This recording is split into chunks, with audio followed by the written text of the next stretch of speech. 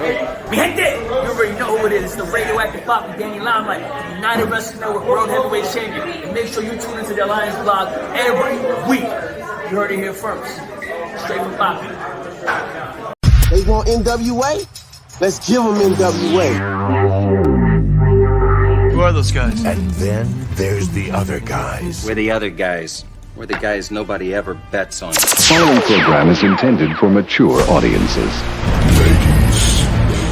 Ladies and gentlemen, welcome to the show. It's time for the Other Alliance Guys podcast with your hosts, Tim, Dave, and Jeremy. Good morning, good afternoon, and good evening, and what can we tell you? We are the Other Alliance Guys, a presentation of alliance-wrestling.com, your number one source for news and information about the National Wrestling Alliance, the United Wrestling Network, and various independents around the world. My name is Tim, and I'm joined by my brothers in pod. Look at this guy right here with this serious beard, his Alliance t-shirt. It's fantastic. Jeremy, you got a new name now. You are no longer wrestling with the MMA. I'm now Championship Wrestling from Jeremy. That is perfect. And I had an idea the other day about the beard, thinking about getting that spray, that spray color that you can get, the temporary for like Halloween, and doing it purple and then going as Thanos. That'd be awesome. You got to do it. Yeah. I'm highly debating it.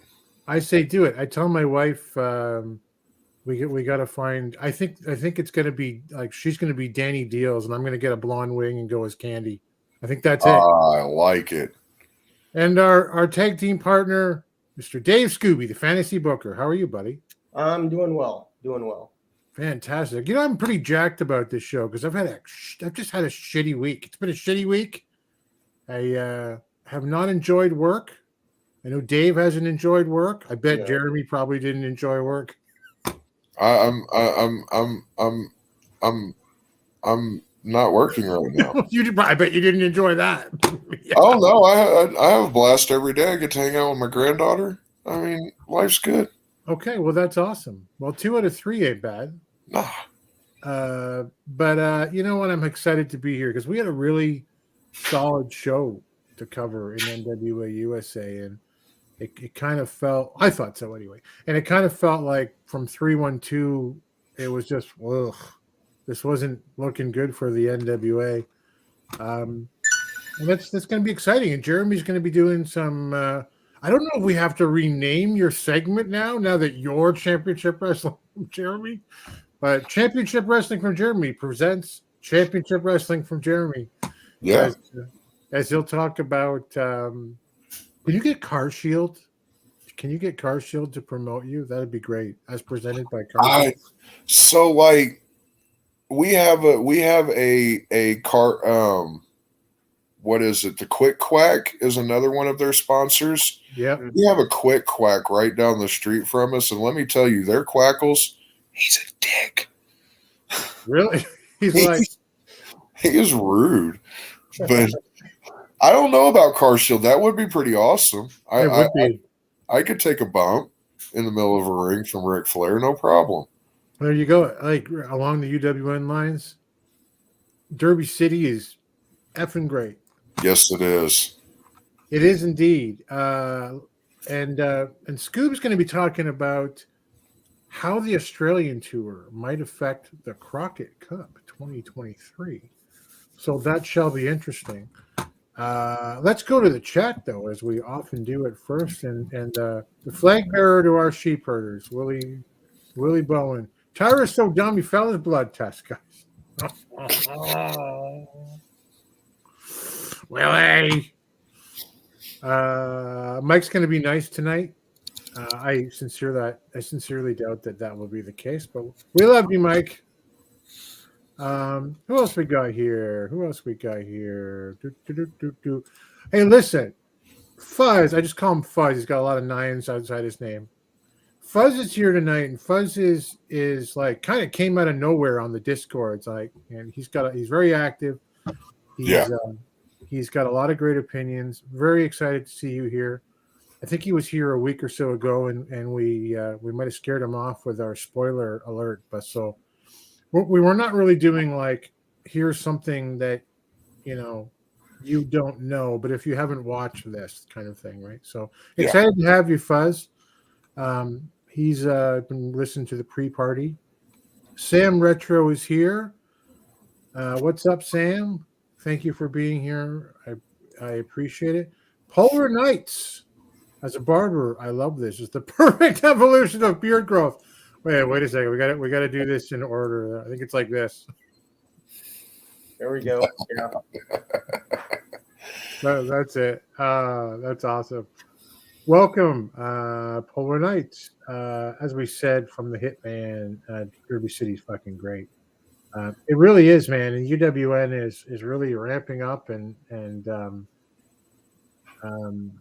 oh, here's one from Willie. Look at this. Laredo Kid would be a great opponent for Kerry Morgan. Isn't Laredo Kid locked up by AEW right now? I don't know.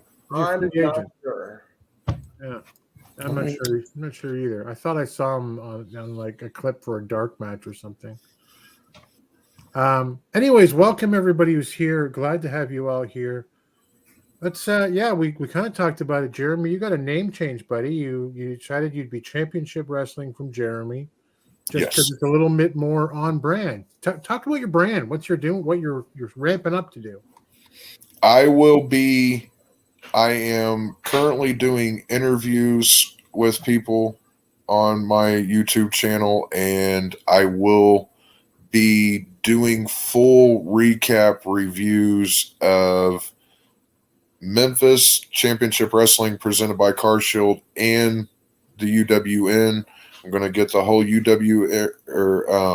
what did I say? I said UWN. Yeah, you got it right. UWN, yeah. Yeah, I will be doing the whole UWN trio review and recap on my channel once a week as well. I'll probably be posting those on Thursday or Friday. I'm still working on a few things to get that squared away, but yeah.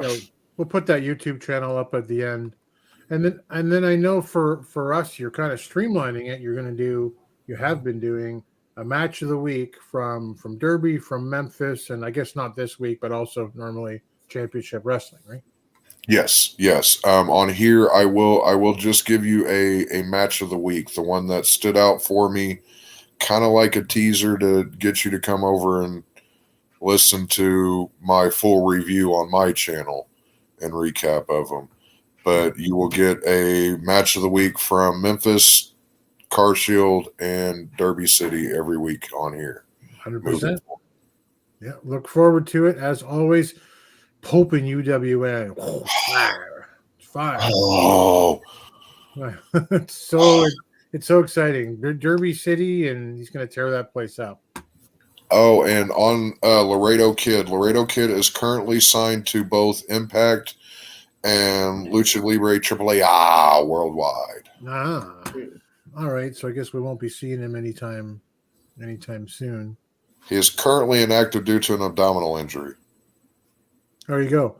Derby City. Oh, so I missed it from Sam. Derby City is where the NWA is where NWA, I think you mean should be, in my opinion. Yeah. And yeah.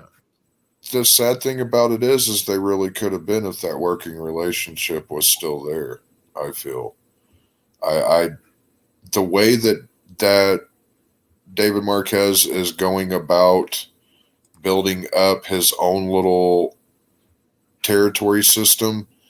I'm not sure if we'll see Arizona or Atlanta back, but so far the turnout has been really good for Derby City. Memphis is constantly doing well.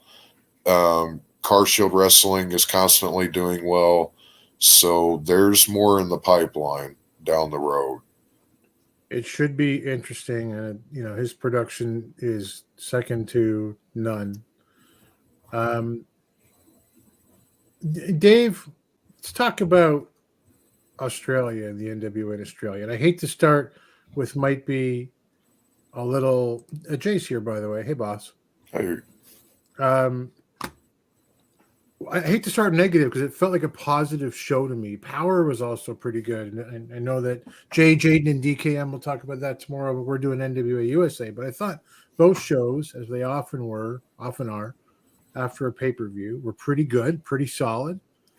But as we were talking before the show, we got the NWA in Australia right now, having just come out of Mexico. And I think we were all super excited about how, Billy's taking the NWA on the road, albeit with the Smashing Pumpkins and mixing that wrestling with wrestling. With the Pumpkins, with music. And but we haven't seen anything released from Mexico.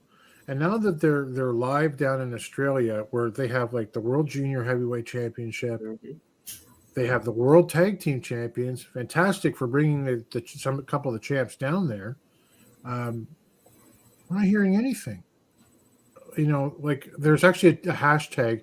Like you can't really see anything, by the way, from the NWA online other than we're having a great time here kind of photos. Mm-hmm. Yeah. There's a hashtag that I saw Jeremiah Plunkett put up called hashtag Southern Six. The 6 wrestlers that are down there right now, which are Thrillbilly, Kenzie Page, La Rebellion, Mercurio, and Alex Taylor. And it doesn't seem, Dave, like a ton is happening. Like no reports on social media, no footage from Mexico. Is this visit of the NWA in Australia, is it special enough? I'm not sure. I think what they're doing is they're using this as basically a tryout before they go on the US tour or the North American tour.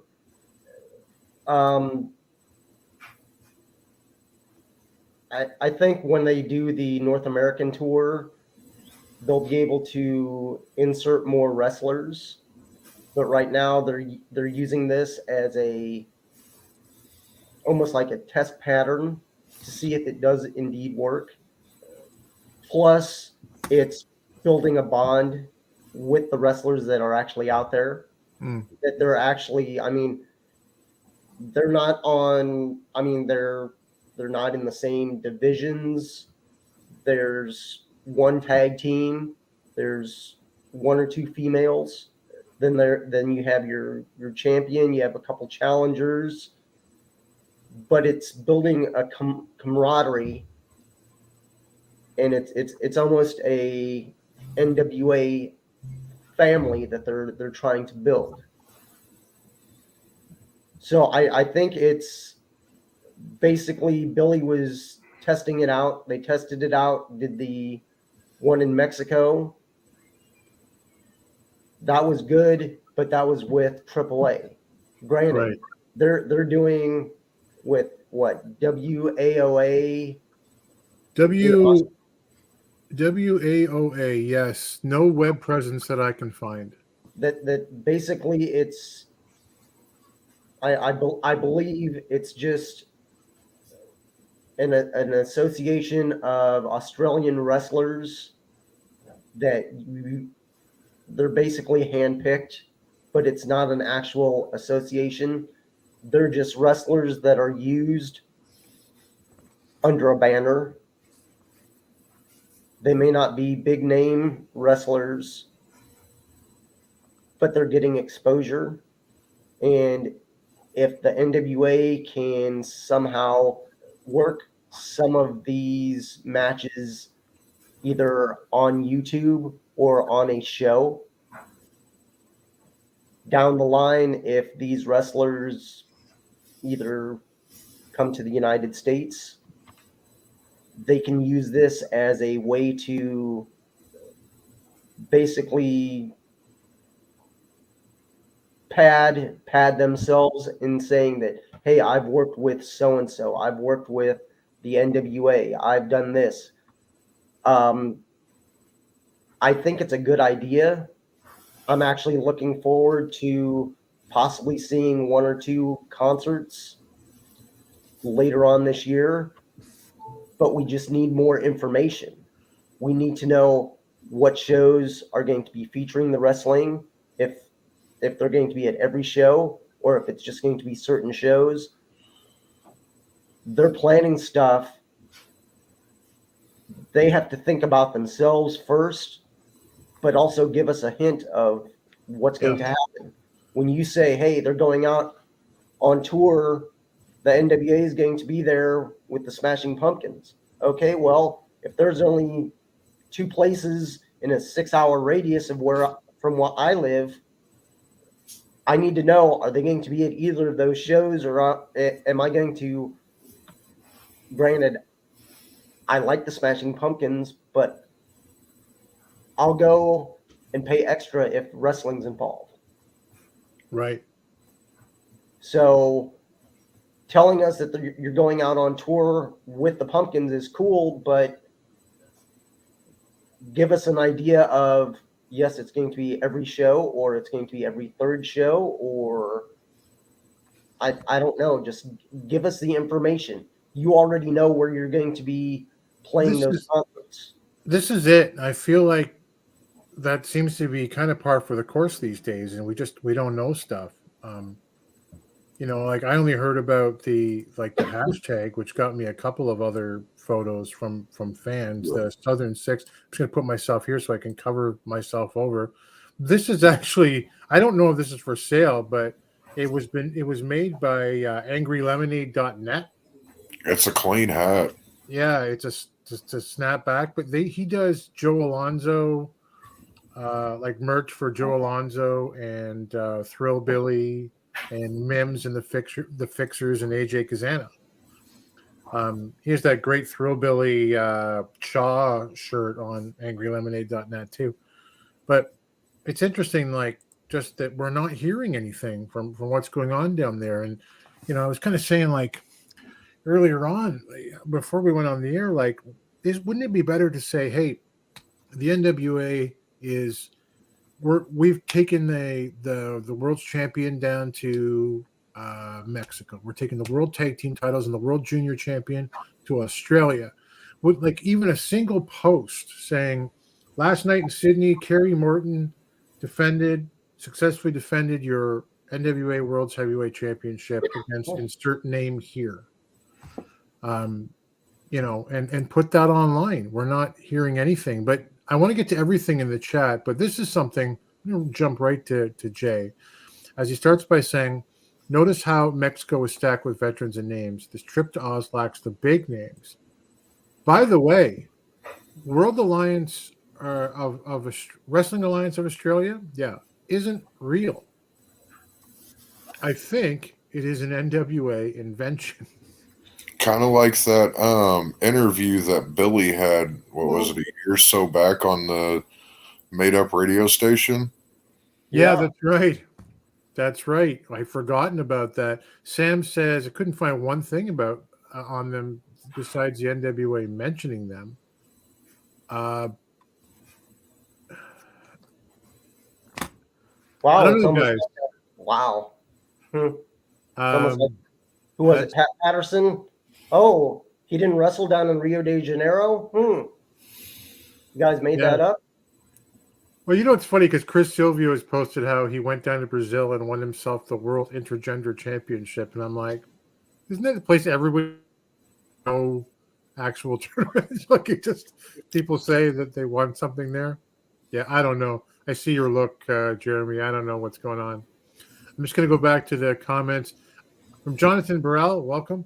I feel like the NWA lost its way when Marquez, Cornette, and Josephus were no longer part of the organization. I feel that they had more say in the early booking power than we realized at the time. I think we all agree with that. And Aldis. I think Aldis was a big buffer as well. I know that he had interactions with Zicky Dice and didn't like the magic and the streamers and stuff, and didn't necessarily have interactions per se, It was more kind of complaining behind the scenes to people, and then tell a friend, tell a wrestler, you know, and it's true. Icky. Right. But he was definitely a buffer that was trying to hold on to that legacy, honor, tradition, wrestling the way it's meant to be, the way you remember it. I was wondering if you know what, I'll save that for a bit before I get into that. But Sam Retro says, I have no interest really in what they're doing in Australia as a fan. Just nothing to get hyped about besides that Morton Page faction. Yeah.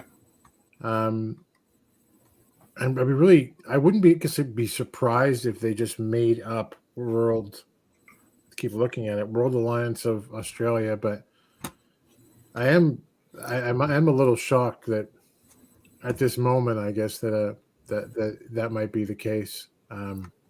Well, and I've said this before though, Billy's carny through and through, man. He is a carny through and through. This is right in his will alley. Right in his wheelhouse. It doesn't really surprise me at all. Like with, again, the fake morning show, radio show thing that he was on. Yeah. You know, Hitman says shows are great events if one is a Pumpkin and NWA fan. If you're not a Pumpkin fan, will an NWA fan actually want to travel and see this? And that's the point that I was just wanting to make a second ago. To the same point, Jay says, I haven't bought my tickets to Toronto until they mention the wrestling. Well, me neither.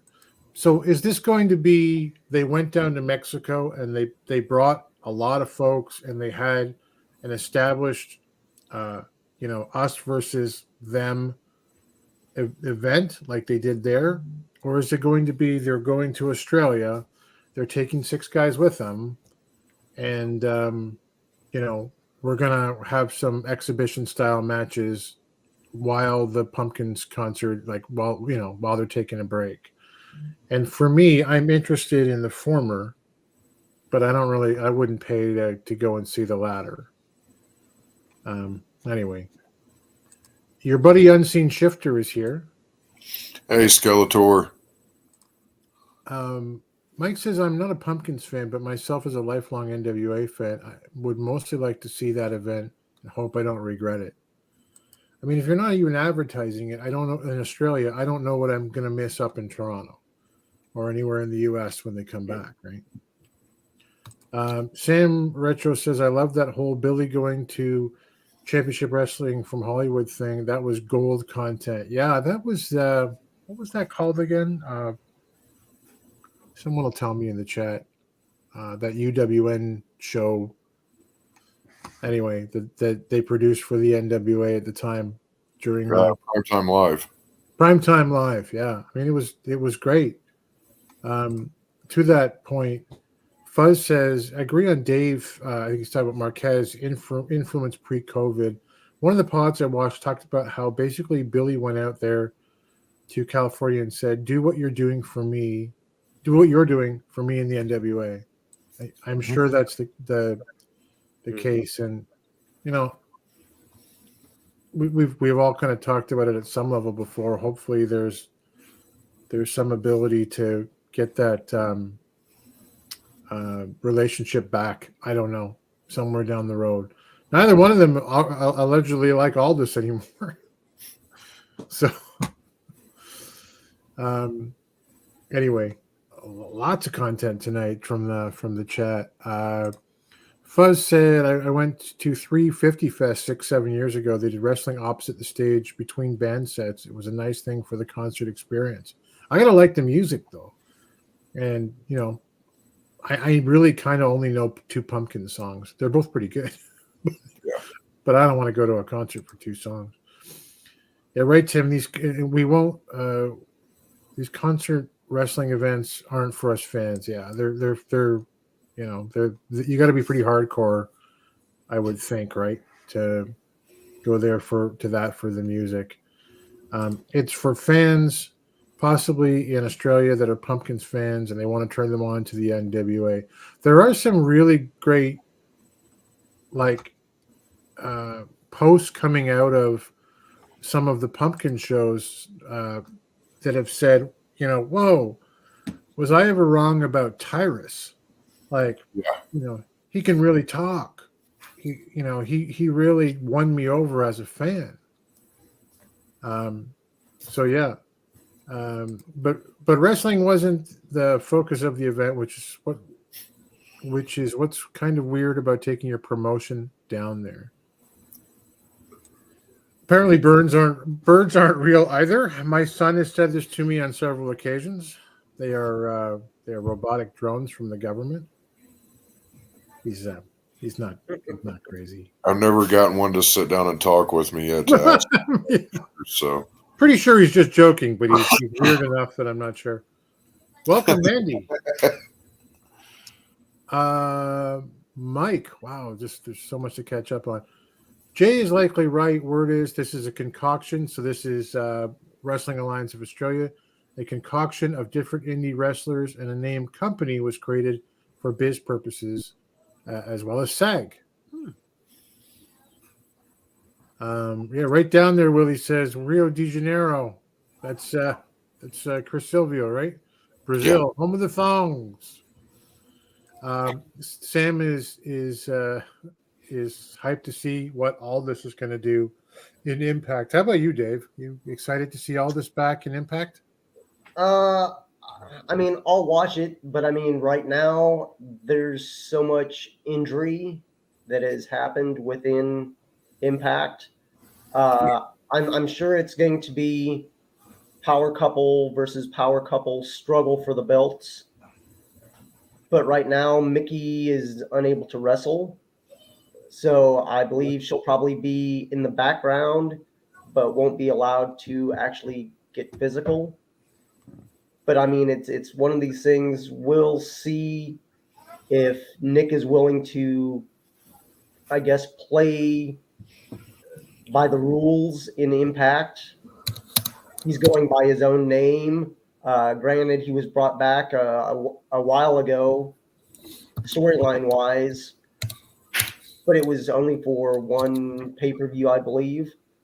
But we'll see where it goes. If he's able to help them continuously build other wrestlers, because Macklin, I really hadn't seen much of him, and I went down a little rabbit hole, and about 3 hours later, I'm like, man, if this guy had a couple more inches height-wise, I go, granted, he's 6'1", but if he was 6'3", it just add a different dimension to him. But if they do the power couple struggle between these wrestlers, it's going to be a good storyline that can go 6, 8, maybe 10 months. Yeah, I think you're probably right. We certainly wish them all the best. Hey, for the NWA, Jay says if they come home with a Southern Six stable, I'll be happy. Yeah. A stable with Mercurial, La Rebellion, and the Thrillbilly in it. I'm not saying no. I saw them posting the stuff, and I'm like, okay, it's sort of a mixed bag, but I'm thinking to myself, well, it could be not so much a wrestling stable, but if you follow WWF and WWE, it's almost like a clique that wasn't a wrestling group or DX. And it's like back in the day, it was what the all the guys that played the dominoes, right? The Stone Crew or whatever, right? That it's basically a bunch of wrestlers that, hey, they connected and they're forever connected as the Southern Six. Now down the line, it wouldn't hurt me if it does become a thing on TV. But if you look at all the wrestlers involved, they're not really involved with each other storyline wise.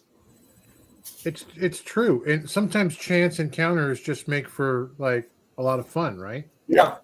Yeah, I remember especially you and me, Jeremy, just kind of marking out once at the end of the Champion Series when like EC3 and Thrillbilly were on the apron together going, I love you, man. We were like, yeah, I want to see this. Yeah. So, I would still like to see that. I really would. Yeah. Willie says, Eli Drake, yeah, let me talk to you. I should have wrestled Nick Aldis when he had the 10 pounds of gold. Yes, you should.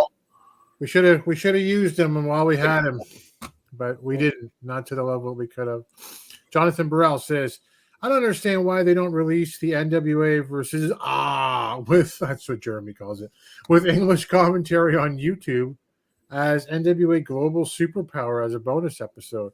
I mean, I don't know. Maybe it could be a matter of like who owns that footage or like what the order of who owns it and when you can release it is. We really don't know. So that, I mean, that's what we're calling for. We'd love to see, we were excited about the NWA in Mexico and in Australia. We're not seeing any footage that we can, brag about to our friends and neighbors. So Alex Taylor, a team with La Rebellion. I don't know. I'm turning off kayfabe and pretending this has nothing to do with the Power USA universe. Well, it's easy, right? Because so far it doesn't.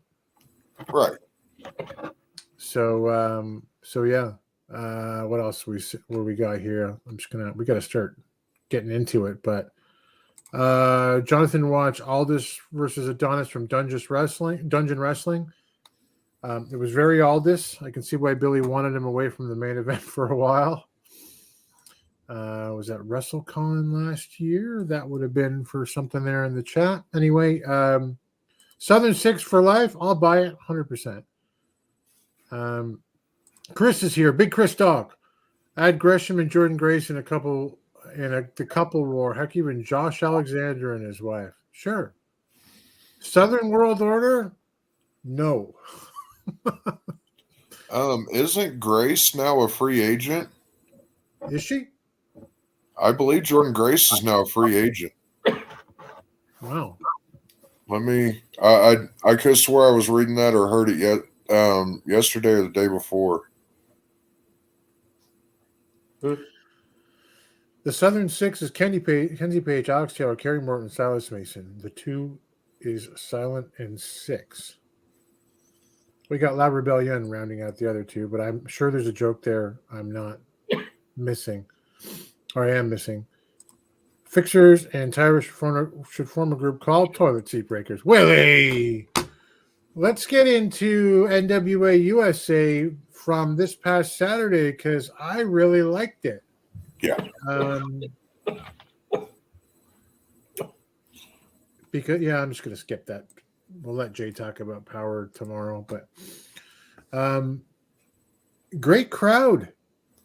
First of all, at NWA USA, even better, I thought at Power. They were hopping though, and this started, guys, with Kyle Davis in the ring with Bobby Fulton.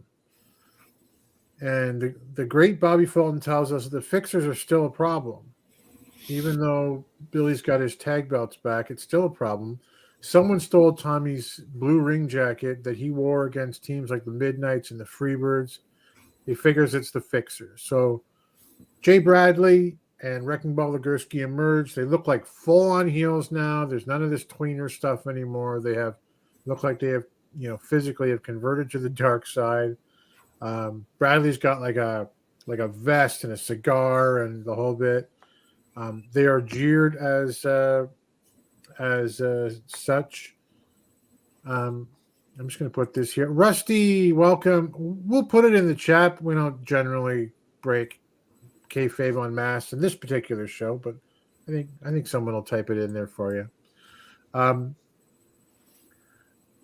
So Jay Bradley says, it's against the law to beat up an old man, but like we didn't steal your jacket.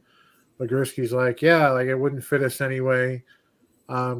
So Jay says, well, you stole the belts. You probably had a hand in the jacket being stolen. I wanted to give that to my boys for as memorabilia one day. They're like, never, wasn't us. We're nice guys. We just fix problems. Bobby isn't buying it. And he says he's never been stolen from in 45 years in this business. And if he finds out that it's them, they're going to pay. And then it kind of takes a bit of a darker turn. And like, are you threatening us? Don't mess with Fixer Nation. It felt, Jeremy, like, we kind of laughed about it because this was always Fulton and the Fixers. And then, Billy came out. He's got the belts. Like, Fulton didn't get to end his own storyline. It kind of felt to me like maybe Mr. Corrigan realized he stole Billy's story or Bobby's storyline and said, okay, let's do it with a jacket. It almost seems like a do-over to me. Mm-hmm. But what did you think of this segment? I got that it started off feeling like a small town newscast where the reporter got stuck with a stolen lawn gnome story, and the suspects are the rowdy neighbors that show up in the middle to defend themselves. I found myself waiting for Ricky Morton to come out again. I did like Wrecking Ball's Power Belly shirt and Jay's Teenage Mutant Ninja Turtles themed Fixer's hat. Yeah.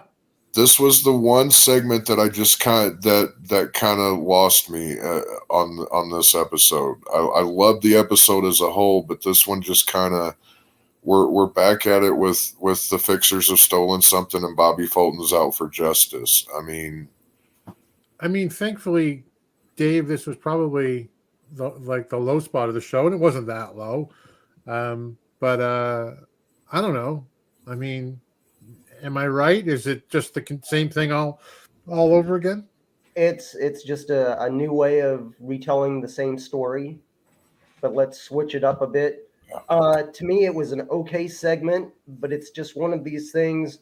If you know who Bobby Fulton is and you know what he's been through, yeah, I'm glad he's back doing something with the NWA, but keep it to a minimum. Yeah. You don't want to take away his shine, and him doing long talking segments doesn't help him when he has a difficulty talking because of the cancer. Right. It's like Montana going to the Chiefs. Yeah. It's a great analogy. So it's one of these things of just short and simple. It could have been cut down, but I hope they make the story make sense. Yeah. I guess we'll see how it goes. For me, Jeremy, it was Reggie White going to the Packers. Okay. What I'd really like to see come out of this story is him introducing a new tag team at the Crockett Cup or right before the Crockett Cup involving his son and somebody else. I'd like to see his son get a shot in the NWA. That's got to be the end game here, right? I'm hoping so. Fingers crossed, man. I really am. Well, Rusty's having a hard time trying to hang with the NWA because he feels like Billy's booking and guys like Gags are making it hard. So, I mean, we're always hoping for the best out of some of the great talent we have. We need some better booking and better storylines. Fuzz says, I do like how EC3 and Thrillbilly in the promos have everyone on their lips. Murdoch resorted to nobody supports me, so I like the idea of a Southern Six being work and shoot friends. Yeah, for sure. I mean, as I say, this was okay. It was fine. It was difficult to maybe, really get behind it. Just felt like a ripped off storyline from like 3 weeks ago. Yeah, they're just continuing it, but here we go again. All right, the first match for NWA USA, Alex Taylor versus Rhett Titus versus Victor Iniestra. So they actually spelled his name wrong on the screen, I believe. There's an I in there. So we learned that, like this is a taping right after Velvet was not she's not part of this taping. She had a family emergency. So Danny Deals is in for Velvet. Yay from me. Inestra isn't shaking hands like the other two, hence our how to win friends and influence people thumbnail this week for the show.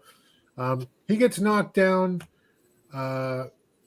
There's drop down, leapfrogs. All three are involved in training holds and spots, and it's not one of your classic one guy rests while two guys wrestle, and then let's tag that guy out. Well, these were three guys for as long as it lasted, doing some really solid wrestling. Some of my favorite spots were a double stomp on Titus by Inestra from off the top. There was a Northern Lights style bridging suplex. Taylor had this really nasty looking tilt whirl backbreaker. Inestra did this like leaping backstabber off of Rhett Titus off of the ropes or the second rope. Everyone was always involved in this. So at the end of it, the crowd gets behind Rhett, understandably. It's not that long ago that he won that Royal Rumble down in New Orleans there, right? Yep. They get behind him. He gets drop kicked out of the ring by Taylor, who ducks an enziguri.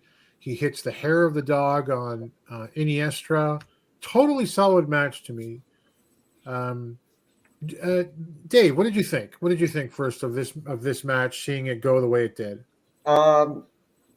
Like you said, it was a good, solid match. I like that they did have a local talent involved in the match itself. It's building up Taylor. Any match that Titus is in, he makes everyone around him better.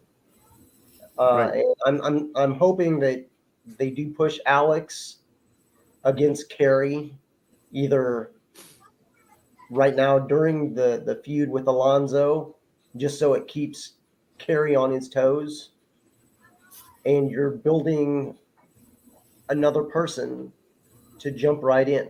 That if Kerry wins, he's not going, okay, who's next? There's already somebody there. Yeah. Hitman says this is what the NWA should have done with local talent instead of having someone like Yabo on an effing main pay-per-view. Or just exclude Yabo altogether. I'm fine with that. Screw that guy. And this is a local Chicago guy, Jeremy Iniestra. Have you seem to know him already, or are you? I knew nothing. I know nothing of him beyond this match. I did like him. I'm in complete agreements with you guys. This was a three-way dance that I thoroughly enjoyed because the action stayed in the ring until it didn't have to. Right. It went outside at the exact right moment for the exact right reason. I love that Titus still does the extended Ring of Honor shake, and he's got that hand behind his back.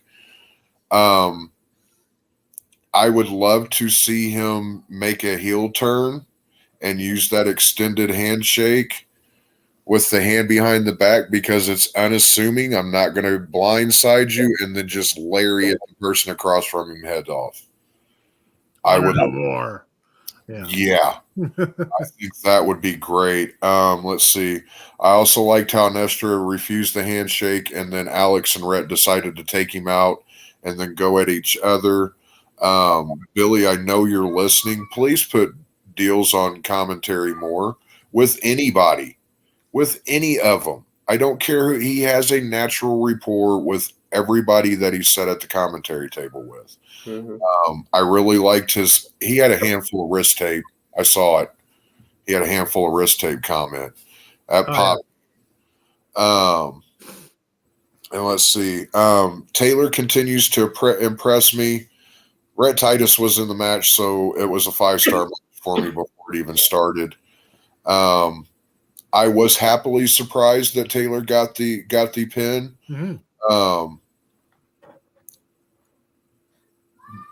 I thought Titus was was possibly gonna get it, but I knew Anestra was not going to because he's a new guy in the NWA. You know, that's just the formula. But again, this was a 3-way that I really enjoyed. Yeah, really good. And Fuzz says, I like the skill of the 3 wrestlers, but I hate just throwing a random new person in a random match for no purpose. It just seems like another moment where Alex and Rhett didn't have a gimmick. You know, it's funny because along those lines, what always happens here, kind of what Jeremy was just saying, you know who's losing. Yep. You know who's getting pinned tonight. The only time it has never happened was Dak Draper. But every other guy. And where the fuck is that guy? Yeah, he's tagging with Mims as Magnum Muscle, or was. Yeah. I don't know. But point taken, and I love Alex and Rhett's wrestling skill. Mike says Titus should bring back to the NWA. Titus should bring back to the NWA since NWA is more gimmick oriented, seemingly. Rhett Titus as the hopeless romantic or whatever he was with the mask. Oh, right. And handing out the roses to the crowd and do it as a heel. I remember that one. Yeah, I mean, he still has that mask. I haven't seen it in a while. But yeah. Scott but it was Boomer, Phantom of the Opera type, wasn't it? Mm-hmm. Yeah. It's kind of like dripping and yeah. Scott, welcome. I'm real happy Taylor's getting a push. He deserves a lot more than to be in a C-string tag team. Yeah, I agreed. And Jeremiah Plunkett's one of my favorite guys on the NWA roster, but I mean, that's his role, right? Yep. He does a fantastic job doing that. And I guess I didn't have to say that anymore. The Ill-Begotten's no more, right? So yep. We'll see what happens. I think he's probably your next junior heavyweight champion, but who knows?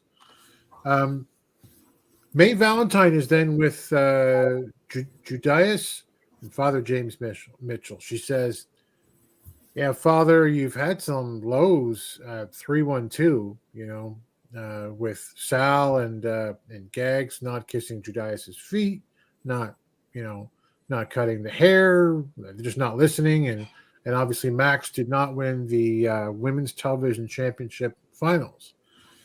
And he says, well, the miserably faithful, he actually calls Gags and Sal, the miserably faithful, are out of my garden of pleasures. And basically says, let's remember that Max destroyed Kenzie Page before Samantha Starr got involved. It's fairly accurate. And he says, revenge is a dish best served cold, Dave, but today you will be force-fed, Samantha Starr, a sizzling hot plate of pain and suffering by Max the Impaler. What did you think of Father James? Father James always has a way of, no matter what he's talking about, I mean, it's one of these things, it sort of puts a quirky smile on my face because I'm like, yeah, I see where he's going. He sort of took the long way to get there, but it is what it is. They put him as a manager to talk for the people that can't talk. Right. And I mean, as a manager Judias can talk, but he's the big, powerful man. So why not have James Mitchell do his bidding? Yep. It was an okay interview, but the storyline and just everything involved, it's just, to me, it's sort of wonky. But it's one of these things. I was at the pay-per-view and I saw some of the stuff happen. When you're there, unless you're by the announcers and actually hearing them, you really don't know what's happening besides what you're seeing in the ring. So we really had no idea why Samantha Starr had inserted herself in the match. I don't know if they explained it on 312 or I really don't know. It's little things explaining what's going on.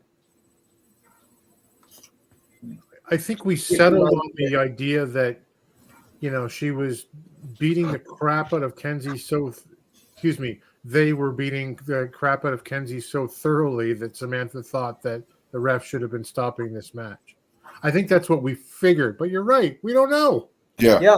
And I mean, I saw her come out, and I believe Kenzie's sister also came out, and I don't know if they were trying to be involved in a storyline, or I don't know. It's one of these things that they did wrestle. Both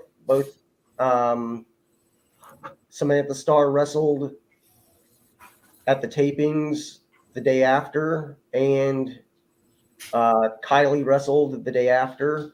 Right. Not going into spoilers or anything, but they're just, I don't know if they're trying to build up smaller characters in other storylines just by having them involved in a bigger storyline. Who knows? Fuzz said, it's hard to follow. Fuzz said, yep, the run-in made no sense to me. It was a show of meaningless run-ins that just confused me. Yeah. Well, since we're talking about Star, I'll get back to your other comment in a sec, Rusty, but Star needs a push. Please fire Yabo. Jeremy will agree wholeheartedly. Yeah. Yeah. 100%. Hey, we're going to talk about Samantha Starr because she's in the main event for this match, this card. I still say card, this show. Later in this show versus Max the Impaler. She looked great. Yeah. Later on. The new ring gear, she looks like she's toned up. Yeah.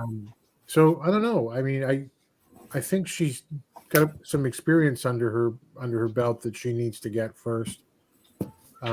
Before any major push. But by the way, I did want to mention, I did look up Iniestra from that three-way dance.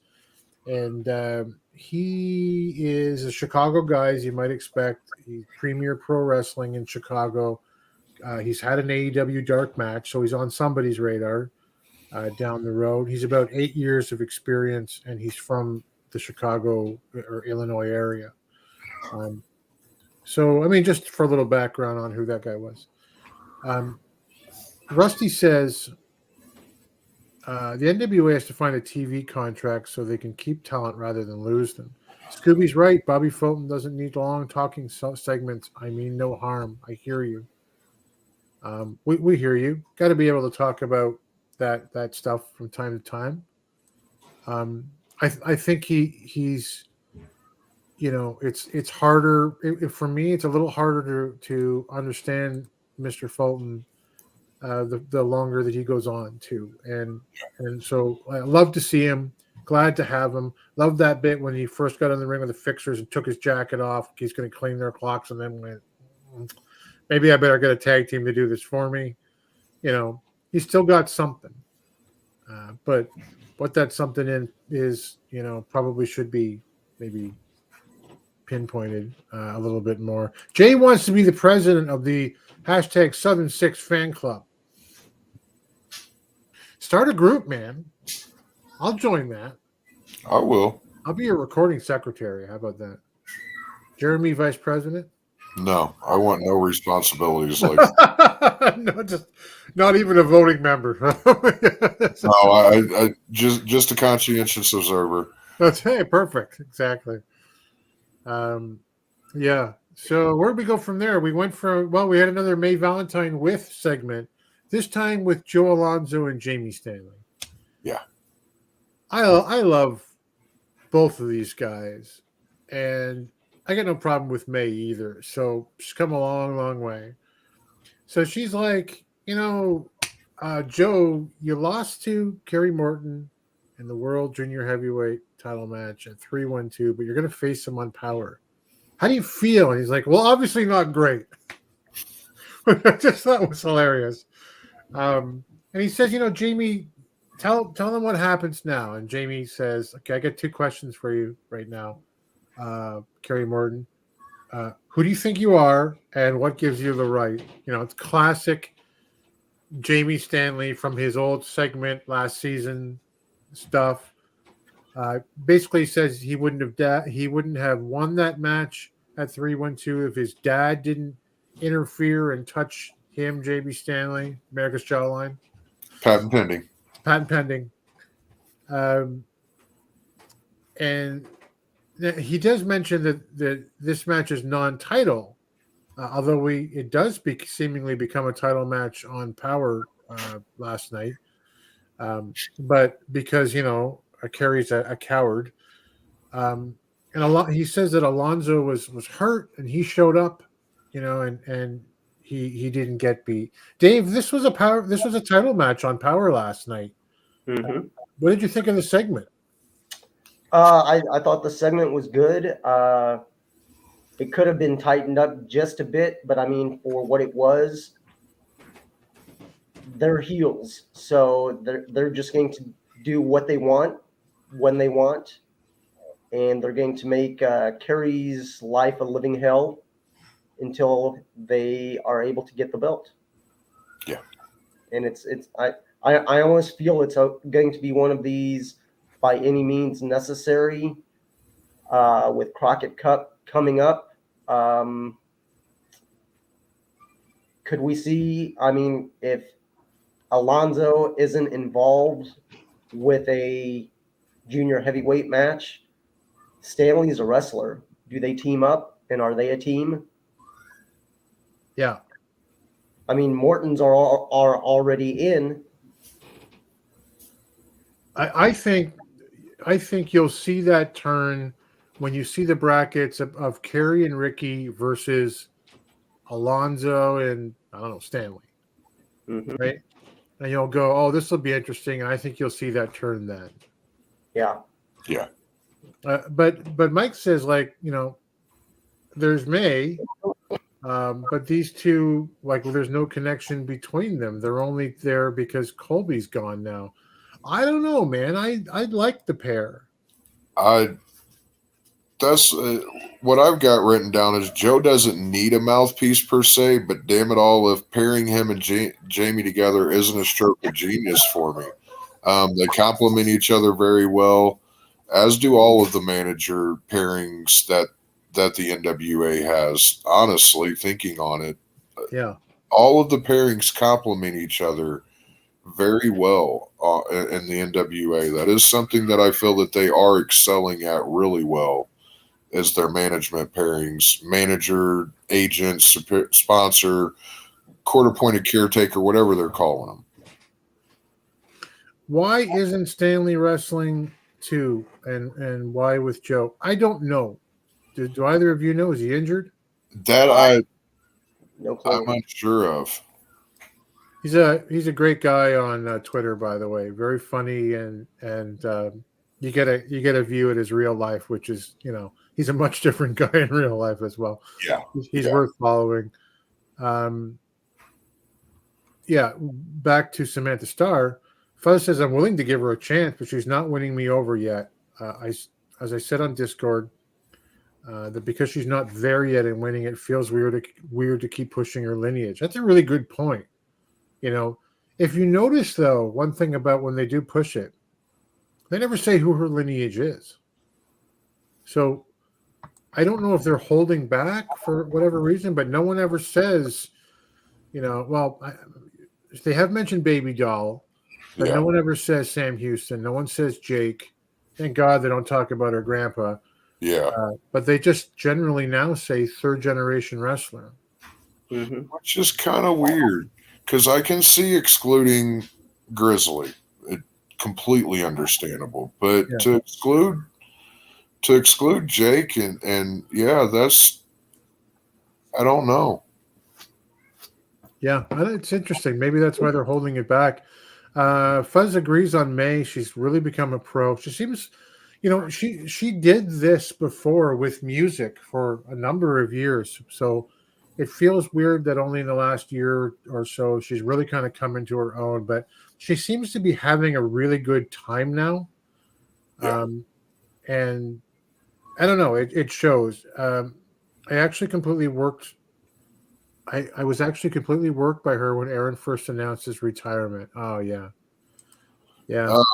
So for Stanley on Cage Match, Cage Match has his last match on the 9th of December of last year. He wrestled Jackal Stevens and CCW defeated him in 15 minutes, 25 seconds. But that's the last match the Cage Match has for him. So it might be a CJ, Christy Jane's thing that just, she's kind of, when we reached out and said, why are you wrestling? She went, somebody tell Billy that I should wrestle. I have to think that he had to have brought her in with at least the idea of getting her in the ring at some point, past what we got to see. Yeah. Yeah, it's true. With the manager stuff, completely agree. A+ work, 100%.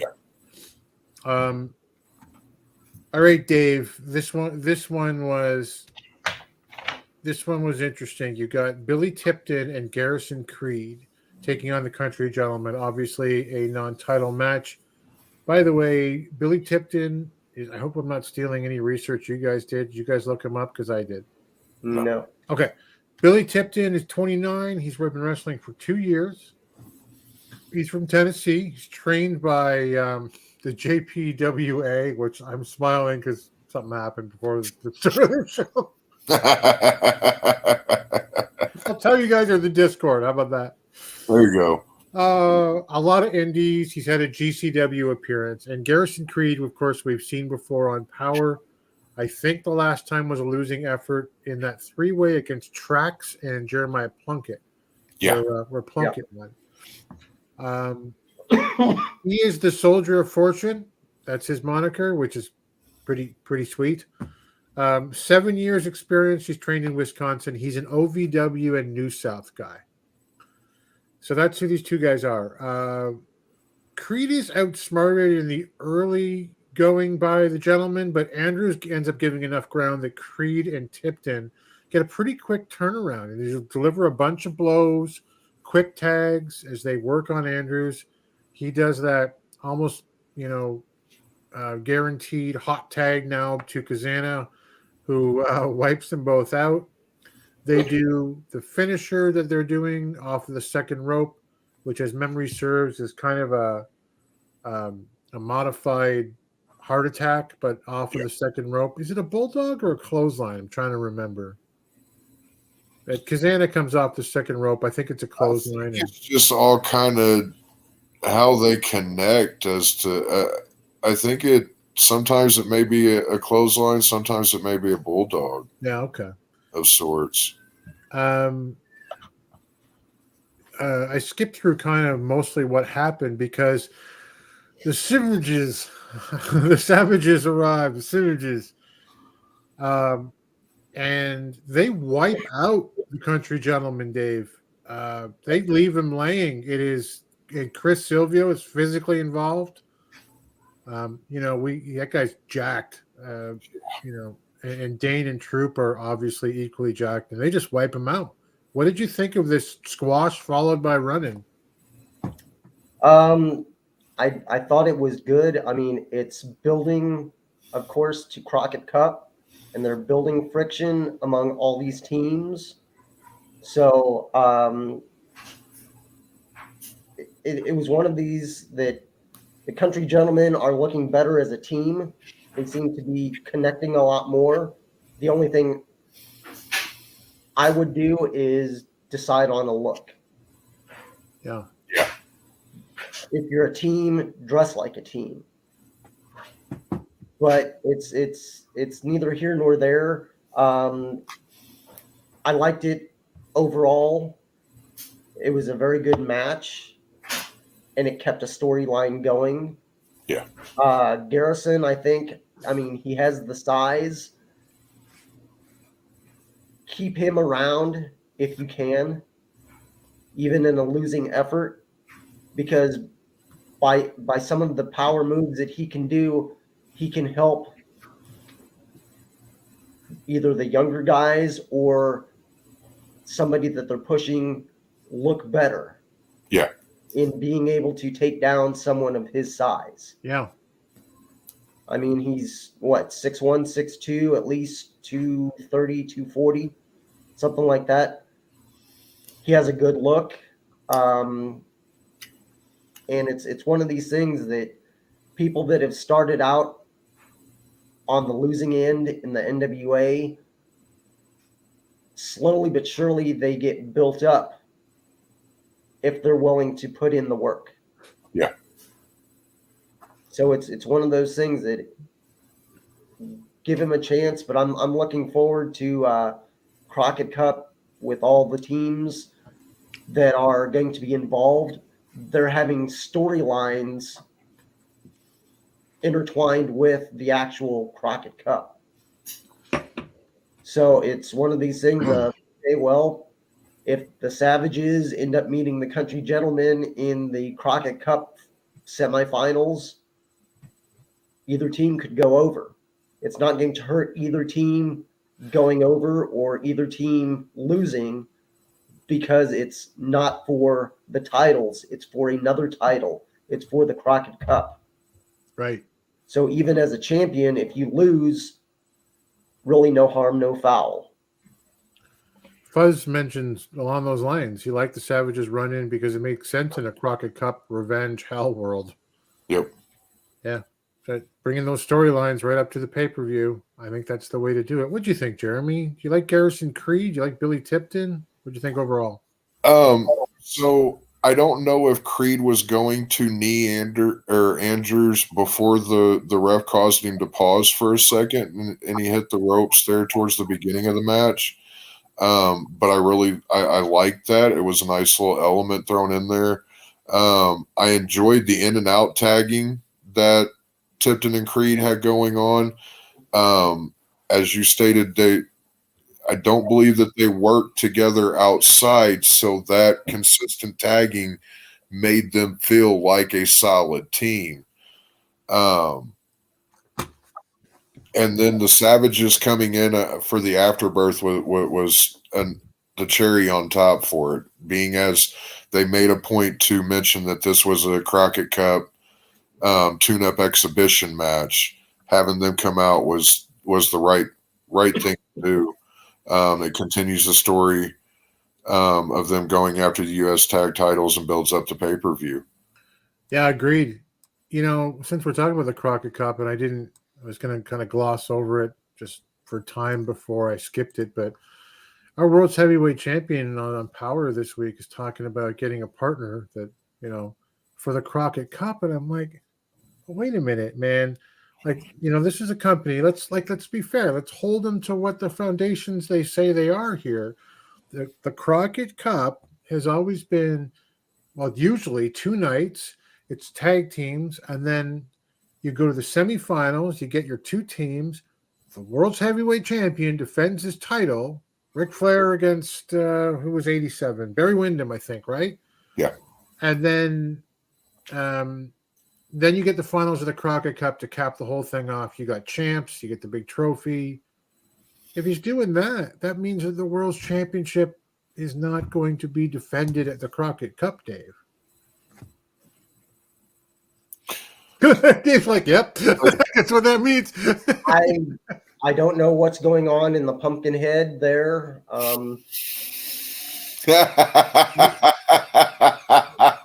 Pumpkinhead. We should start playing that song on the intros. I really don't know. I mean, it's if he were Chris Adonis or someone like Chris Adonis, he could do 2 matches. Mm-hmm. And with the Crockett Cup actually is going to be at least 3. So that's not going to be a thing, right? Who knows? We'll talk about it next week, I guess. But I don't know, Jeremy. I saw you shaking your head. Do you agree that he shouldn't be in the Crockett Cup as champ? He should be defending the title at the Crockett Cup, not looking for a tag team partner to try and take another one. And I've seen a lot of comments in the UWN chat the past couple of weekends with people, like you stated, propping him up and actually getting behind him because he can't talk. and completely overlooking the fact that he's absolutely unable to go anymore. Right. Yes, the man can talk. Yes, he has a name. He cannot go anymore at all. I don't care. He can go on as many diets as he wants to, all the training that he wants to. His body cannot handle this anymore. Not to a championship degree. I'm sorry. Yeah. I wish him all the best in his future fucking endeavors, but drop the damn title, dude. So it happens to all of us, right? I mean, I haven't ridden a skateboard in over 15 years because 20 minutes is 2 weeks of recovery anymore. when I was 40 years old, I said to my then 13-year-old kid, I'll race you to the car. And I thought, like always, it was going to be a cakewalk. Smoked me, and I nearly died. Yeah. I'm like, I can't go anymore at 40. I was just 50, 52, something like that, 51. I don't know, guys. Let's see what the chat says. Back to this the storyline stuff. Since they've been doing it storylines since before Enough Said, which is something last year we were begging for. Continuity, heels and faces. It is getting better. You're right. We got to recognize it. Continuity is getting better. It's been a big problem in the past. Heels and faces, still a lot of work to be done there. You got Tyrus as a face now. I always thought he was a heel. Isn't he in Idolmania? Isn't he in a heel stable? I don't know. Mike is Billy, who's Tyrus's partner. If Thrilly wins the national championship, teams with Tyrus at the Crockett Cup or wins the national after the Cup, then there's dissension with Silas for an NWA title match. We're not going to spoil anything, but I think you know something, don't you, Dave? Yes, at least Okay. who his partner is. And it's one of these things. I'm not going to spoil who the partner is, but imagine if they win. Okay, great. Does it make sense? Tell us, does it make sense?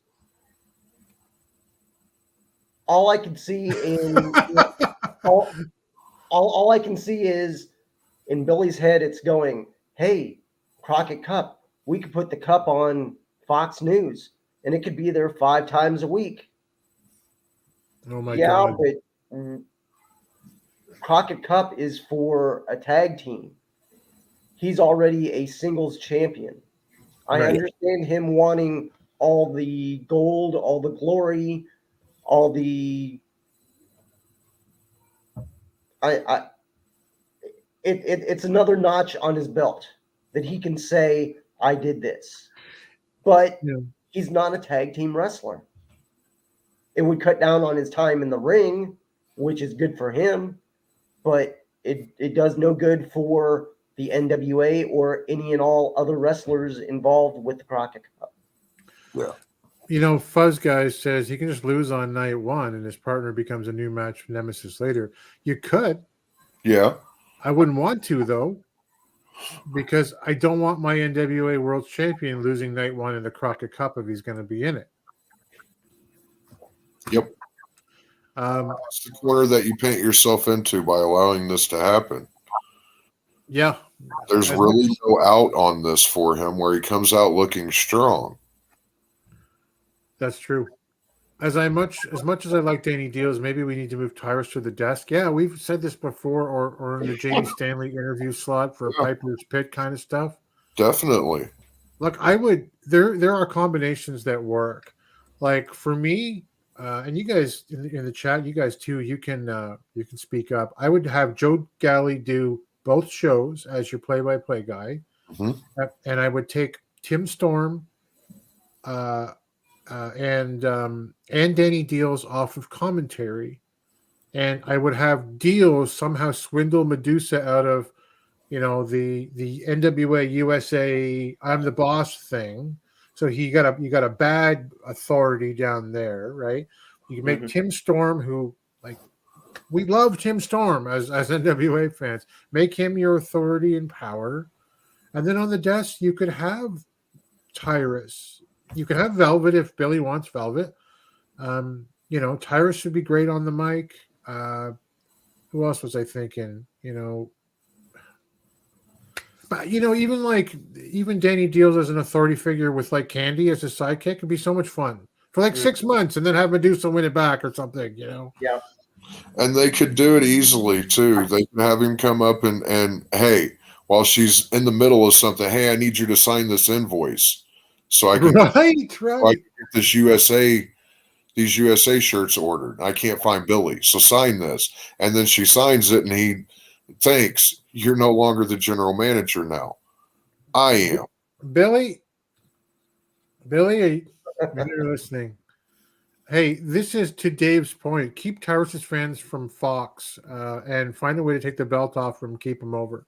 Yeah. He had the TV title because he was on Fox. Understandable, by the way. Then the world's title, because why not? Like, we're all in. If you're putting in your eggs in all the same basket on Tyrus, you got to put all those eggs in there, 100%. So you got the world title, but eventually you want your title back. To Dave's point, why not have Tyrus sitting in that big chair with a Crockett Cup sitting on the shelf behind him all year long? He doesn't have to get rid of it at all. He never has to drop it until next year. Even then they could have a different cup. So, anyway, I'm ranting now. May's back with Psycho Love, guy. What's that? A side note, real quick. This past Monday night on Raw, and I know Willie's going to have a fucking conniption fit about this because I'm bringing up the Evil Empire, but Monday night on Raw, Anthony Andrews took a punch from Cody Rhodes. He was one of the security guards, and Van Vicious from Memphis was the last guy that Cody tossed over the top rope before the segment ended. Tim Bosby too. I didn't see I was trying to catch as many people as I could, but everything was just. He got tossed into the stairs. Okay. That cat's 19 years old? I didn't know that till last week.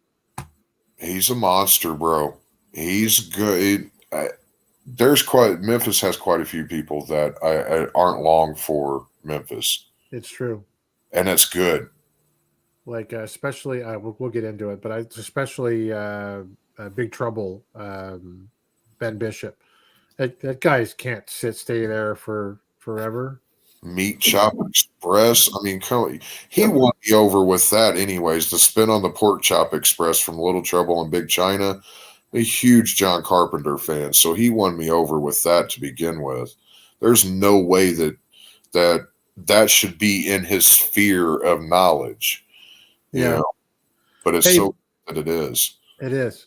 Mike's got doing some fantasy booking. If I was to have something done with Danny Deals, it would be for Danny to not charge nearly $10 of shipping from NWA 3 hours from me, from Smyrna, Tennessee. First class mail, charging first class mail for that price should have been priority. Yeah. All right. Listen, take it up with the guys. He makes great deals except for on that shipping. It doesn't, they don't charge me to ship to Mike $10 from Canada. So anyway, that's crazy. Okay. May Valentine with Psycho Love. Congrats on the engagement. I hope your wedding's better than mine, May says. Love just kind of laughs and goes, look at this ring, May. Look at it. It has its own zip code. It's funny. Anyway, they get a TV title shot. Psycho Boy. This guy's on STD now, too. Psycho Boy Fodder. Psycho Boy Fodder gets a TV title shot against Tom Latimer. They say you're the king of all evil. Well, you're not the king of all evil. All evil, like Psycho Boy Fodder, who's made a deal. Who's made all kinds of deals with the devil, and now it's time to collect on. I don't know. Dave, Psycho Boy and Psycho Girl, they have the Psycho Stick in a Psycho match. Anyway, What did you think? Overall, not a bad interview. It was an okay segment. It could have been tightened up a bit. Plus, Fodder also referring to the match as it's tonight. It was that tonight because of the taping, but they need to notice things like that and recut it. Yep. Right. Just that. Yeah. I mean, even if you go in and digitally edit out the tonight. Yeah. Hey, I'm going to fight you. Instead of tonight, I'm going to fight you. Pause. Go in, clip it out. Yep. And another thing, I don't know if you guys have been listening when they do the interview segments. They are backstage, and you hear people talking and moving around. Mm-hmm. That's when you use background music that doesn't take away from the interview itself, but it takes away all the ambiance, all the outside noise that could be covered by just hearing some I don't know, some harp music or something. Some light piano music in the background, yeah. Something that it's covering up the sound, so it's actually highlighting the interview rather than hearing people shuffle their feet or, hey, what's up? Hear that in the background. Yeah. I realize not all their stuff is done at the same place, but it's little things that they could fix that I don't know if either of you guys were ever in a band or had friends that were in a band that played at different bars. Right. Well, you have a basic setup when you go up on stage and you have a schematic that you have a sheet of paper that this is where the drummer is, this is where the bass cabinet goes, this is where this goes. The NWA needs to do that with when they go in and do these shows and do these tapings, that this is our basic setup. No matter where we go, this is how we have to have things set up to work. And I mean, it doesn't take away, but it doesn't help. That you're hearing the background noise. It's almost like when you're on hold. Have some on hold music just in the background to take away the ambiance. I don't know if you guys have ever had the lovely Reluchador, my wife. Angelina can go away, please. Fodder, where'd it go? Nope. Fodder came out of nowhere for me, and there's nothing psycho about his character. Have you seen Chelsea Green? She knows psycho. She's true. She's right. Mike said the same thing. I'm not a fan of this. He's a decent wrestler. Davey Richards 2.0. But what's psycho about him? A kendo stick? Whoop-de fucking do. Nothing's crazy or psycho about his moveset. Yeah, someone named Psycho Boy should come into the ring, hit you with the kendo stick, drop the tacks on the ground, pile drive you into it. You know, like that's that character. Come out and spear the ref and flip off the commentary table and then kick your opponent in the balls and walk out laughing maniacally. Yeah. And Mike, because he's an 87-year-old man, it's like, again, it's 3 hours of me. And they sent that banner flag in a plastic bag as a Mike has been driven crazy by the fallibility of the NWA shipping department. Yes. Where are we? I am so sorry. NWA production went down for not using DDP's team. To explain that one for me. Fuzz says, I think it's a symptom of them having to set up at new locations with no advanced testing and with likely a local production crew. It's funny. I was going to say earlier. Well, actually, Jay said just the other day. Now, there's not a lot of guys who work there. It's not like there's a big production crew. They got what they got. But I've had the pleasure of just being on a set to the side of it, and there is someone who walks around, like whose job it is to say to you, you need to shut the fuck up as soon as like the signal goes or the light comes on. Nobody speaks, and there ought to be somebody like that doing that here. To your point, Dave. Mhm. Well, and with Billy being in the music business, he knows what sound checks are and all that shit. Yeah. It just makes no sense sometimes. You're right. Seiko tried to steal Gag's tongue gimmick this time. So you're learning from the newer guy, I guess. I mean, the guy behind the Gags mask has been wrestling a really long time. I'm not really feeling him either. But gimmick changes can do wonders. Judias got a new pair of pants and a different haircut, and they let him speak, and I like him 10 times better than I did 3 months ago. So, Fodder, Mike says, should come down to the ring, slapping his face, giving occasional crazy eyes, and wanting to jump the gun on the ring count. Yeah. We're just having a good time, Mike. I'm glad you're a good sport, buddy. A couple people on DDP's production team were aligned with the NWA for the previous Billy era. Oh, that's interesting. Oh. Isn't that Danny's normal job? Yeah, I believe that it is, but I'm not well schooled enough to tell you what he does outside being Daniel W. Deals, the deal machine with Candy. But I think you're right. Let's go to the main event. The perfect knockout, she's calling herself now. Samantha Starr versus Maxie Impaler with Father James Mitchell. Starr, I like her new ring gear. She looks toned and fitter. She looked like she was more comfortable as she came out and was there. I think she's yelling at Max to be professional. Like, let's be professionals and have a wrestling match. Max has no interest in this, attacks her, bashes her into a corner. Starr tries to wrestle Max, and Max is just here to fight. Yep. So shoulder blocks do nothing against the Impaler. Max knocks her down. There's some back and forth. Starr tries the Starstruck DDT. Too early is how they sell it after a failed fireman's carry. And she's clubbed down, not with the Welcome to the Wasteland, but with a standing short arm clothesline that just kind of comes out of nowhere and nearly takes her head off. I did like Jeremy. What the hell are you drinking, by the way? I gotta ask. It's in a mason jar. What are you drinking? Tea. Is that what it is? Yeah. All right. Just looks like Jeremy's got like a huge jar of peyote at his. Oh, bro. Let me tell you, if I got my hands on some peyote, this would be a completely different podcast.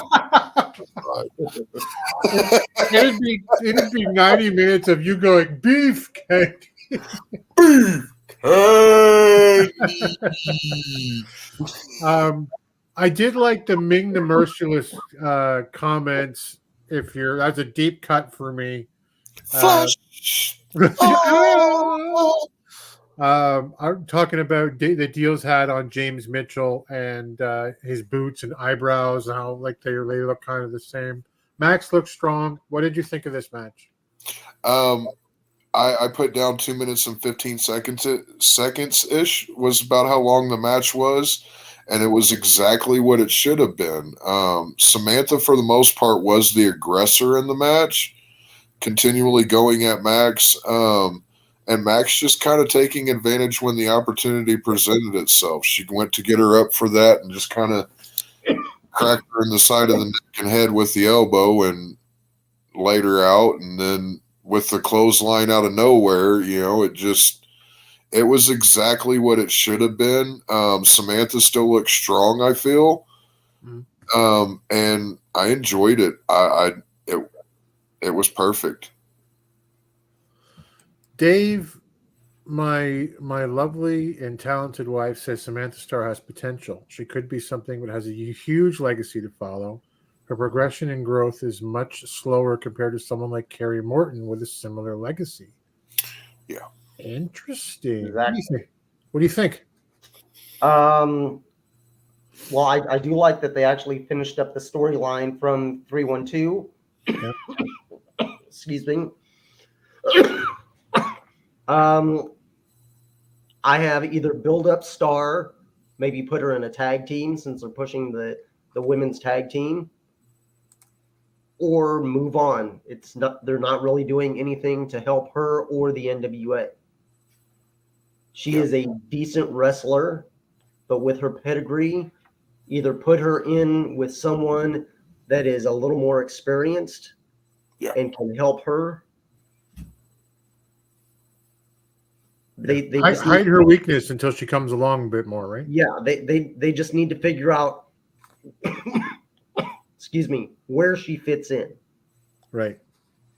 She has the legacy, but it's not a Carrie Morton legacy. And I mean, they're pushing Carrie Morton, and I thought it was a little too soon, but things are working out. Probably 75% of what they're doing is working out. But it's one of these things. They need to take advantage of the legacy that these wrestlers that they're bringing in and have some background stories that they can tell. Even in a loss, that can help her find the eye of the tiger. That I keep losing. Why? And she goes back and she's excuse me, talking with her mom, and it's like you have to find what's inside you. You need to go and do what your Uncle Jake would have done. You need to do what your dad would have done.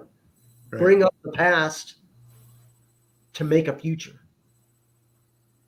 That's really interesting. Or even if you end up going the heel route, you could do the same thing. You could pair her up with Carrie Morton and Bobby Fulton's son, whose name escapes me at this moment.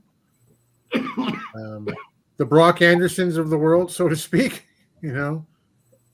And I mean, they could basically do a NWA Next Generation. Yeah, especially if they were like disgruntled, you know, like Fuzz says, great point, Scoop. Star's losses can make her an amazing babyface until she has the skill and presence to be pushed. And no, don't do what Uncle Jake would have done. She'd be okay, all right. Okay, you promised you'd be good. You lied to me, Mike. It's all good, buddy. All right, listen. You know, it's so funny. Nobody but us three know this. Like, and Jay, like, I write up these little formats about what we're going to talk about, and then I stupidly say, like, 5 minutes for the intro, 15 minutes to talk, 40 minutes on the show. And by my count, we'd be at the 1 hour mark, and we're at like 100 minutes right now. So yeah, it's just ridiculous. Let's go to it's Championship Wrestling from Jeremy, presented by Championship Wrestling from Jeremy. I need all of you to stop what you're doing and listen. The following is a presentation of the United Wrestling Network. It's time for Championship Wrestling from Jeremy. It is a presentation of the United Wrestling Network until Dave Marquez sues us for saying that it we love the UWN. And I'll put you into the middle. Tell us all about it, my friend. Tell us your 3 highlights of the week, or is it only 2 this week? 2 this week. There's only 2 this week because Championship Wrestling smartly reran their first episode of Derby City to get it some more exposure bucks. And I emphasize the smartly on that. I feel that was a very smart move to do. We start out with the match of the week for Derby City, and that was Marty Bell versus Billy Starks. Marty Bell and Billy Starks. Wow, like Billy Starks is making a name, and that's exciting. 18 years old, still in high school, has main evented Kurikan Hall, is the youngest Gaijin to do so when she went up against Yuki Sakazaki for the Princess of Princess Championship at TJPW All Rise 2022. Recently signed with AEW on April the 11th, and she hasn't graduated high school yet. Yep. And been wrestling since she was 14. She's also a Derby City native. She's from Louisville. Then we had Marty Bell, who is a former NWA Women's Tag Team Champion, WSU Spirit Champion, and two-time WSU Tag Team Champion, currently signed to Impact. The pacing of this match was really good. They kept the action going, but it wasn't rapid fire, move after move, high spot fest. Starks' Swanton is one of the best that I've ever seen. Her selling is really good.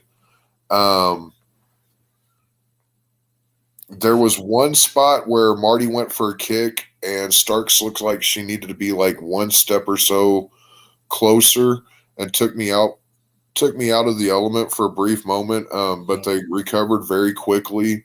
And Starks hit a backpack slam that looks really cool and devastating, but she didn't get all of it. Bell was able to land the Hell's Bell and make the cover for the 3. It was a solid match overall, and I highly recommend you go watching it if you haven't yet. I'm just going to throw up some comments before you go to the next one. Mike says Billy Starks resembles Flanagan from American Pie, the actress on How You Met Your Mother. Allison Hannigan. Oh, Allison Hannigan. Yeah. Really? Yeah. Loves I don't see it either, but loves Derby City. Best the UWN has. It's like the old Derby. No shit like from Memphis. Yeah. Yeah. I enjoy it. I love what he's doing with it. Then we go to the match of the week for Memphis. And this was the problem child. I chose the problem child Aaron Roberts Open Challenge. Because of the reaction that was from Terrence, Dustin, the crowd, and especially the problem child Aaron Roberts and Justin Case when the Genetic Nightmare Mike Anthony's music hit and he came out. Just the entire crowd popped. Terrence and Dustin were at the commentary desk, just minds blown, and poor little Aaron Roberts looked like he dropped a load in his pants or in his little singlet thingy, whatever it is that he's wearing. Mike hasn't been seen since he lost the Memphis Heritage Championship to the gun show Brett Michaels. Anthony is not the biggest guy size-wise in pro wrestling. He sure as hell isn't the smallest either. The way he carries himself, stares down his opponent with that 1,000-yard glare, screams, "Don't play with this man," and definitely don't underestimate him. Aaron's been on a tear lately, seemingly taking Mike's place as the resident badass in Memphis wrestling. And he looked to be in control at first, but found out in less than a minute that he's still a boy trying to fill a man's shoes, as all it took was one well-placed kick to the head from Anthony to get the 3 count and shock Aaron. As the ref went to raise Anthony's hand, he instinctively pulled it away, as he's never allowed refs to raise his hand before that. He's always grabbed his wrist and raised his hand up himself, as no one is worthy enough to do that.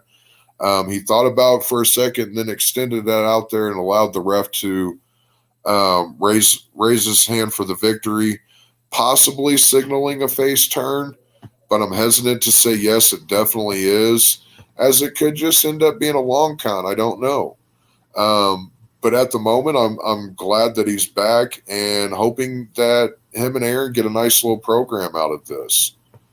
Yeah, I mean, winner faces, in my mind, winner ought to go on to face the winner of Gun Show and K-Tumor. Yeah. As I said, there was no championship wrestling presented by Car Shield this week as they ran the Derby City rerun. If you're not tuning in for Memphis Championship Wrestling presented by Car Shield and Derby City Wrestling, may all your mashed potatoes be lumpy and your eggs runny. Well, that's just the worst thing. That you just demonetized us, I think, right there. Oh, no, I could get us demonetized. No. That's not demonetized. No, I won't. I would never do that. I am going to put up some comments here for that. Bye to Fuzz. Thank you for coming in. Great commentary on your own. By the way, where is it? Yeah, Mike says he's going to have a section on our podcast where you would just go to Mike where he's like, "What the fuck?" I think we can make this happen. I think we can make it happen. Yep. He says even Derby's location is 10,000 times better than Memphis. Memphis looked like plain old boys and girls club indie building. It is totally a different animal. It is much more.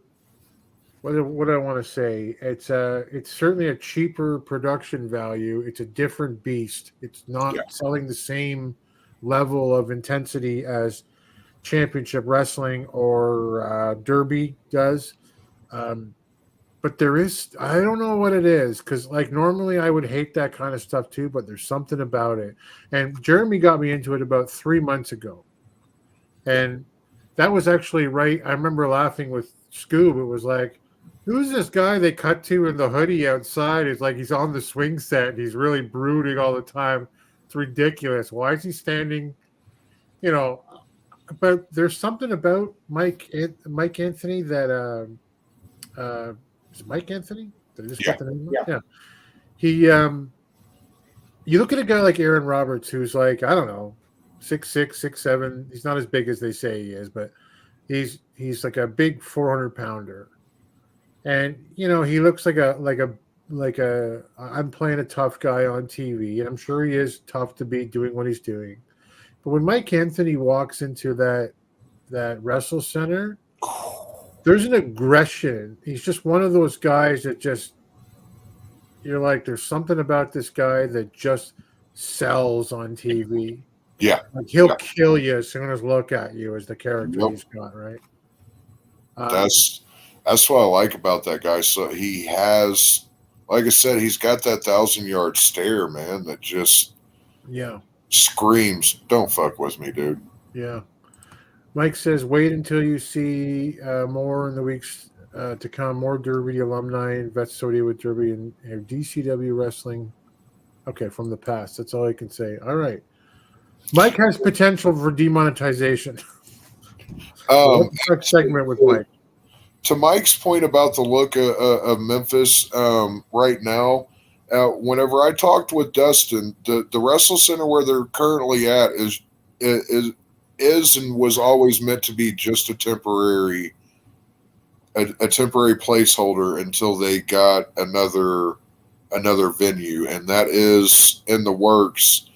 And if I remember correctly, I believe Dustin said within the next 5 years they'll be in there, if not sooner. So, he has plans, and he is moving along quite well with them. I would be interested in knowing why they don't use the UWN logo around everywhere. Maybe it's just because of the venue and the production value right now. I don't know. But yes, in a few years, Mike agrees. Great. Thank you so much. Look forward to Championship Wrestling from Car Shield from next week. Yeah. Added into that. But this is where I stall as I try to find videos. Here we go. We're gonna speak to Dave Scooby about. Let's talk to Dave Scooby on the other side of this.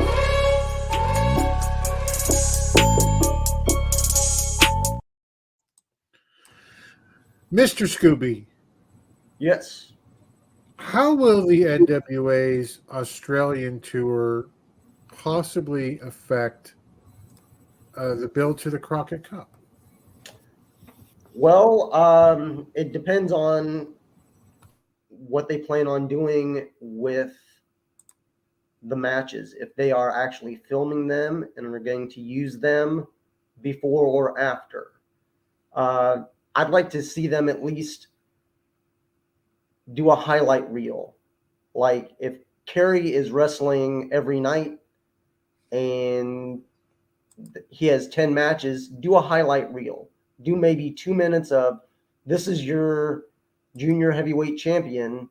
He was down under with the Smashing Pumpkins on tour, and here were a couple of his matches. Highlight your champions, highlight some of your wrestlers. I mean, you have a tag team that has wrestled in Mexico, North America, and now down under. So they are truly world tag belts. They are being defended around the world. Right. So use some of these clips to help the NWA. Basically, Billy is using his tour to give the NWA some life, but he needs to release some of these videos, even if they're in highlight form. Release them. I mean, you have a new women's TV champion, and by TV, it is YouTube. Give us some highlights. Even if it's after, it may be a few days after of, hey, your TV champion retained. Here's the highlights of the last couple matches she had. I don't know if we're going to use them for the Lucky 7 for her or not, but she's down under. She can defend her belt. Trophy. Sorry. Okay, her trophy. Sorry. Yeah, I was wondering how they were going to get that through customs. But she can defend her championship, whatever it may be. It's one of these things. In reality, basically, the Aussie tour is getting the talent that they took there some in-ring time. And like I said before, it's giving them time to actually bond with each other. Hence, the Southern Six.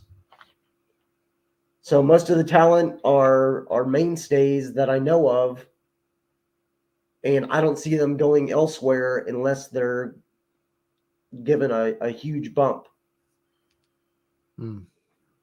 That they are their homegrown talent, or at least considered quote unquote NWA homegrown talent. Right. That they have a history, or their family has a history. That unless they decide to go elsewhere, they are the future. Now, the talent currently there, Thrillbilly, Alex Taylor, Kerry Morton. He's I believe, third generation. Kenzie Page, second generation. La Rebellion is there, as well as Mercurio and Markova, but I'm not sure if they're actually wrestling or just being on stage when the Pumpkins perform. Because they're wrestling. I saw photos today. Yeah. So I mean, you have 1, 2, 3, 4, 5, 6, 7. You have 8 people that are currently either signed with or performing for the NWA that are on this tour. Hopefully they expand it when they go to the North American tour and they have some bigger names. But like back in the territory days, I think this tour is giving the talent a chance to bond, a chance to try some new things that we won't be able to see unless they choose to show us. That if they come up with some new moves and the crowd likes it, it may be added to that talent's work when they are on screen and they're doing actual tapings or a pay-per-view. Excuse me. But I think this tour is basically they're using it as a fleshing out of giving these talent a chance to perform, see what they have, and then move them up or down depending on the response.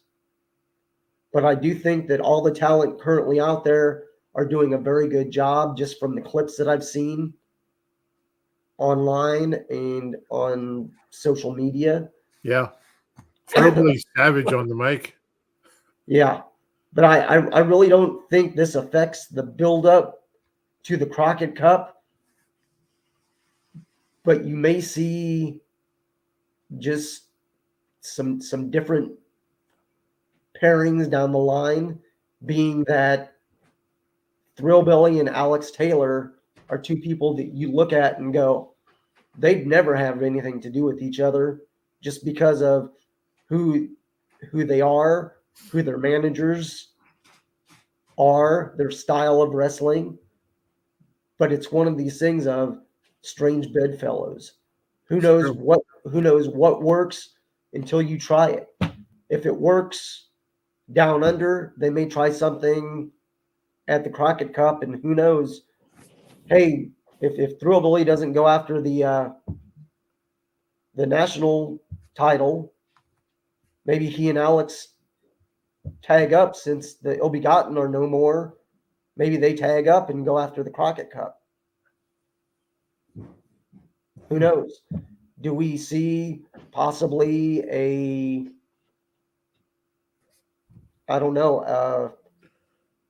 female tag team enter the Crockett Cup? Would that be different?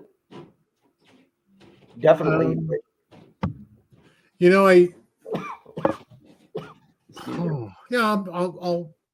I'll give you a comparison about, I don't like intergender seems to be something that they're talking about or aiming towards, but I heard something a couple of weeks ago that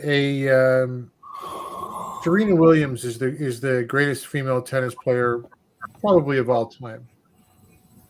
And someone was on a podcast, probably Rogan. Yeah, Jeremy's nodding.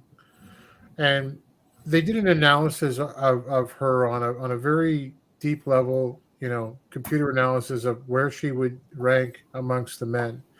And she would end up, like, if she were in a tournament, she'd end up losing to a collegiate level men's player. And that's why intergender like wrestling doesn't work for me. It's just I can watch women's hockey and think Haley Wickenheiser is the greatest female player in the game, but I mean, there's a reason that they don't play in the NHL proper, right? Yeah.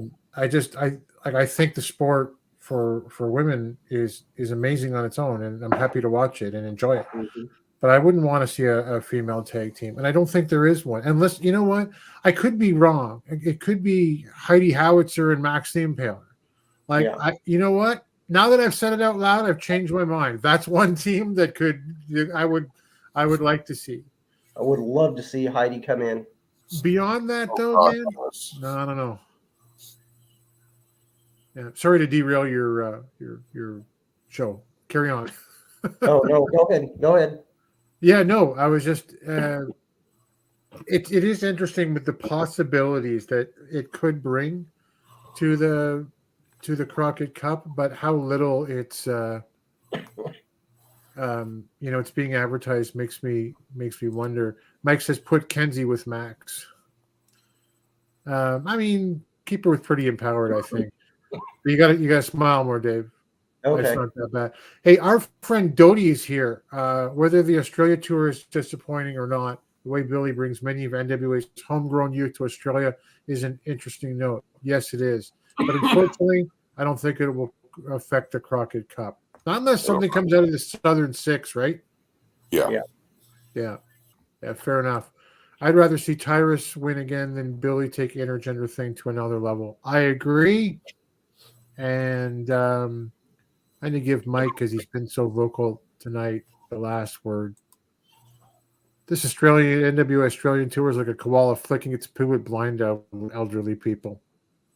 And on that note, we will resume next week with Mike's What the Fuck segment. Demonetization with Media Mike.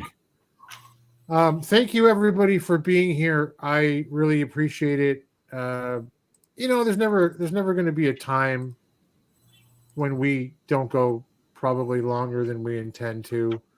If we do, then then we'd have to cut so much out. And I swear to you, I cut stuff out of this. I really, really did. But anyway, we really appreciate you guys being here, especially tonight. It's been super, super active in the chat, and it means so much to the three of us. I want to put up a banner. Where is the banner? Find us on social media, guys. Where do they find you, Jeremy? You can find me on Twitter at HJWOTS and on the YouTube at worm55 at youtube.com/@worm5559. I had to read that off of the thing. I don't even know my YouTube page. Remember, no more wrestling with the MMA guys. It is now That's championship wrestling from Jeremy. Yep. Dave, how about you, buddy? You can find me at Dave Scooby on Twitter and on Instagram. And who knows, I may venture on over to TikTok and maybe try some stuff there. I will let you know. Who knows? I'm on this video kick of making videos for my regular job, so I may start doing some wrestling videos just to see what I can do. That's awesome. We love you too, Mike. You're not like the NWA Talk Extra channel. No, we're not. I am at the Alliance Gold because I'm a derivative loser and has to steal other people's names. I'm gonna stop saying that. I was Timmy Thunder tonight, though. Look at that. I like that one. Thank you, Daniel W. Deals. Tomorrow night, more importantly, 8 p.m. Eastern, whatever the D stands for, time. Used to be EST. Now it's EDT. 5 p.m. Pacific. It's the Alliance Guys podcast with Jay, with DKM, with Jaden. And of course, every Tuesday at 5 p.m. EDT or 2 p.m. Pacific it's the pre-party, the hour before Power, with Jay, where he spends an hour leading up to, he tells you what's going on with the NWA, and then spends probably by the last 20 minutes leading up to Power, depending what's on that show. Thank you again for everyone. Thank you, Sam. Thank you, Mike. Everyone. Don't say Danny's name. Until next time, we'll see you at the matches. Thanks for joining the stream. This has been a presentation of Alliance-Wrestling.com. We genuinely appreciate your support. Would you consider subscribing so you'll never miss a future episode? I'd also like to remind you we do a live stream every Tuesday at 5 p.m. before NWA Power. You can find us on social media at The Alliance Blog. And until next time, we are The Alliance.